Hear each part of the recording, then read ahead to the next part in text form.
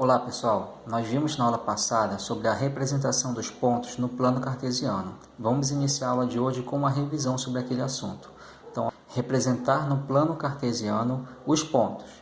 Ponto P de coordenadas -2 e -3 e o ponto Q de coordenada 3 e 5. Então vamos representar ele no ponto. Primeiramente o ponto P. Olha só, a coordenada do ponto P é -2. Lembrando que esse primeiro valor aqui nós iremos representar ele no eixo X, né? E o segundo valor, vamos representar no eixo Y. Onde está o eixo X, né?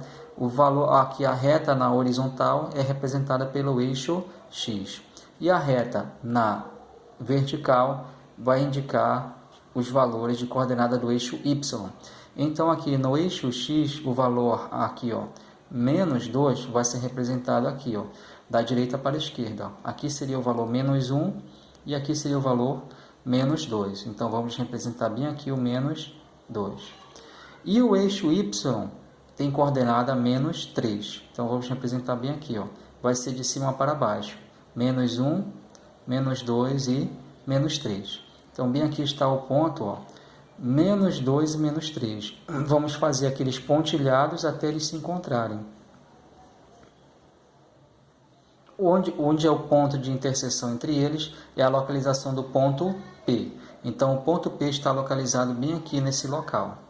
Vamos representar agora a localização no plano cartesiano do ponto Q.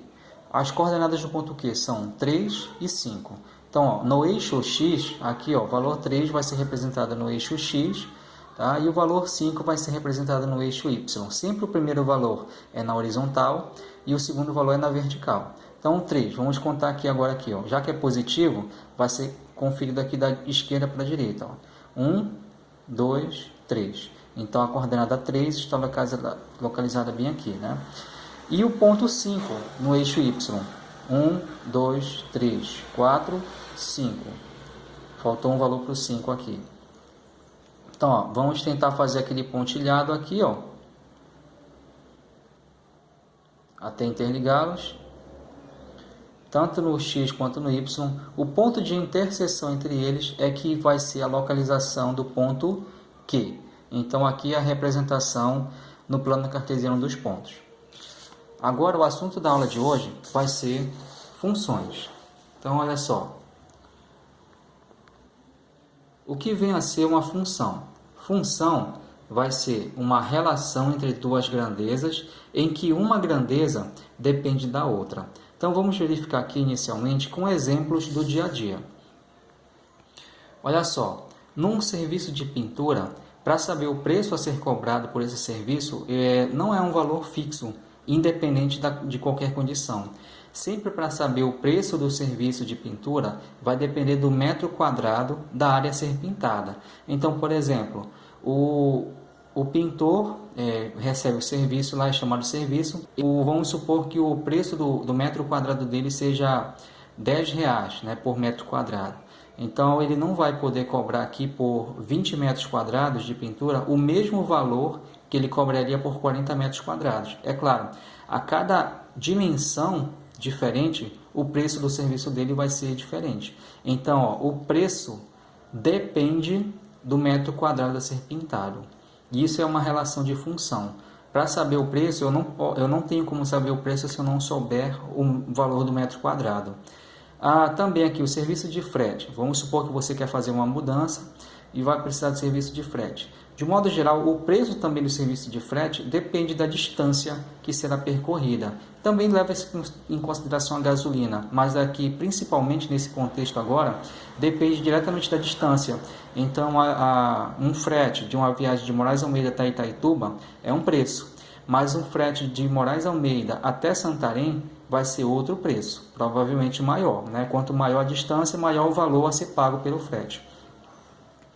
Aqui, como exemplo, o terceiro exemplo aqui, ó, o tempo para chegar em um local diretamente está ligado com a velocidade com que eu saio. Então, vamos supor que eu quero chegar de Moraes Almeida para Itaituba na velocidade de 60 km por hora. Então, ó, eu vou chegar num determinado tempo saindo de casa, viajando constantemente a 60 por hora. Agora, se eu decido sair de Moraes Almeida a uma velocidade, né, à medida do possível, a 80 por hora, tentando manter fixo esse valor, é claro que o tempo gasto vai ser menor. Então, o tempo depende da velocidade, o tempo para a chegada. Então, o assunto que nos interessa hoje vai ser o assunto chamado aqui, ó, função afim. Ele era popularmente chamado também de função do primeiro grau, mas esse nome passou a entrar em desuso e nós usamos o termo aqui função afim. A gente representa a função afim da seguinte maneira aqui, ó, a notação matemática. Inicialmente vai ser novidade para vocês, não é para vocês se assustarem com essa representação, a gente vai se acostumar com ela, tá? Então, a notação nós pronunciamos da seguinte maneira, ó. F é uma relação, F de R significa que é número real resultando em um outro número real. E a formulazinha é a seguinte, ó, F de x, nós pronunciamos dessa maneira, vai ser igual a AX mais B, onde esse valor aqui, representado pela letra A, é um número fornecido. O x vai ser um número inicialmente desconhecido e o valor B é um número também fornecido. Nós estamos usando uma representação aqui genérica, né? Então, não se assustem com essa representação nesse momento. Bom, o número que nós estamos representando pela letra A nesse momento é chamado de taxa de crescimento, ou decrescimento, dependendo do contexto, né? Então, à medida que um valor for crescendo, eu chamaria de taxa de crescimento. E se o valor aqui, somando, resultado fosse diminuindo, eu chamaria esse A de taxa de decrescimento. E o valor que nós representamos, o B, ó, é chamado, como nós estamos vendo bem aqui, de coeficiente linear. Perceba o seguinte, ó, o valor indicado para o A, ele sempre está multiplicando o x. E para o B, é o número que não está multiplicando o x, ele está sozinho. Esses valores, como eu já havia afirmado, são números. Então, ó, vamos verificar bem aqui no exemplo essa aplicação. Então, exemplo aqui. No item A, nós temos a função f de x igual 2x mais 8. Nesse contexto, ó, quem vem a ser o A? O A é o valor que multiplica o x, então é o 2. O A aqui, ó, é o 2 e o B vale 8, então. Tá legal? Então, olha só, no item B, a função f de x vai ser menos 3x mais 2. Nesse contexto, ó, o valor que multiplica o x é menos 3. Logo, o valor do A aqui é menos 3. E o valor que está sozinho, que vai representar o B, é 2. Então, eu vou escrever bem aqui, ó, B é igual a 2.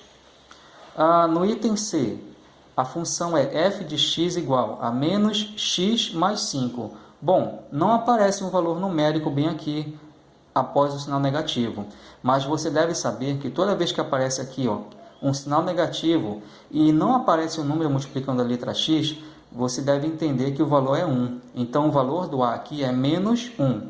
E o menos é por causa do sinal negativo que já está lá na frente. E o valor do B? O valor do B é 5.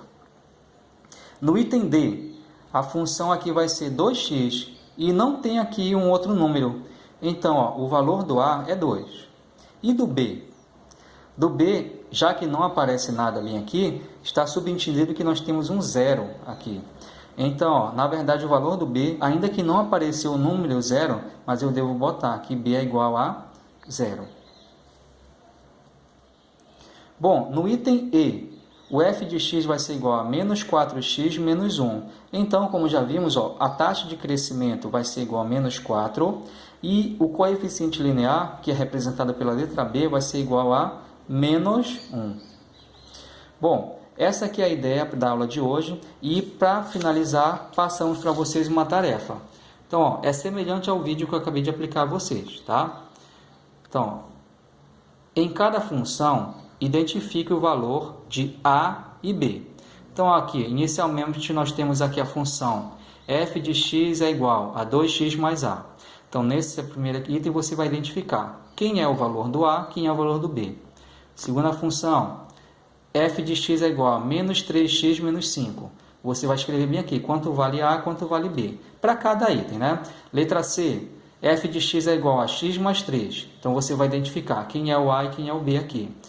Letra D, f de x é igual a x. quanto vale o A e quanto vale o B nesse caso. E letra E, mesma situação, você vai indicar bem aqui quanto vale o A e quanto vale o B. Como desafio, vou passar para a turma esse seguinte desafio. Olha, Daniel trabalha como DJ e cobra por show a taxa fixa de R$100, mais o valor de R$50 por hora de apresentação. Quanto deverá ser pago a Daniel por um show que dure 6 horas? Então, quem acertar essa daqui, mande para mim individualmente que a gente vai verificar. Então, o primeiro que enviar para mim vai receber uma premiação. Então, bons estudos e bom trabalho.